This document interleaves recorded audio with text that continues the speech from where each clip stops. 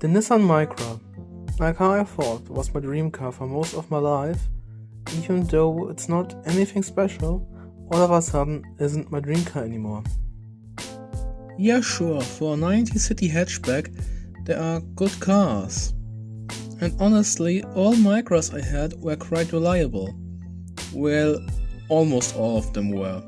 My first one was a good car, my second one, the 1.4, that I still have, is also a really good car. But my third Micra wasn't. And to be fair, it was expected from a car that was basically abandoned on a farm for over 2 years. I shouldn't even have bought the pre-facelift in the first place, if I'm honest. I mean, for how bad the car was, it was actually a really good car.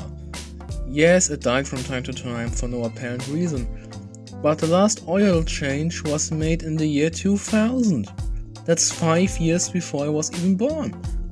And still, even with that old oil in the engine, it ran quite smooth, and I even managed to push the car up to 160 kilometers an hour, which was stupid, if I'm honest, but the car survived all that abuse.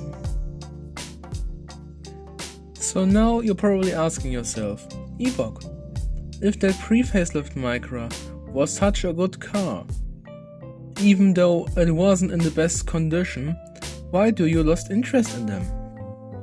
Well, let me tell you, the pre-facelift was the car in the exact spec I dreamed of since I was 10 or 12 years old. And now, I finally had the car 6 years later. I was happy at first with the car, and like really happy.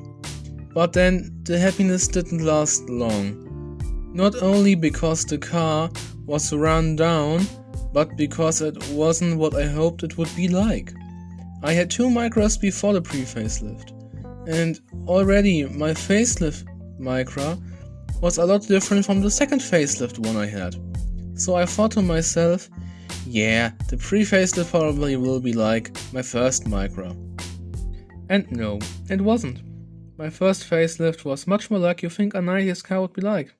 And the pre-facelift was like, I think, a classic Mini or maybe a Volkswagen Beetle would drive like. And don't get me wrong, it still was fun to drive around with the pre-facelift. But also made me wake up and see Micros as what they are. Cheap 90s cars that are a bit overrated for what they actually are. And don't get me wrong, I still like Micras. And will probably always do. And I'm still happy that these cars get love.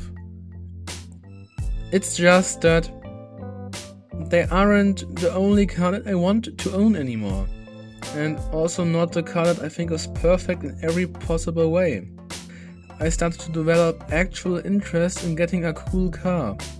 I mean, I always did, but I think y'all get what I mean when I say that. But whatever that car might be, who knows? That's totally fine. Anyway, see ya next time. Bye bye.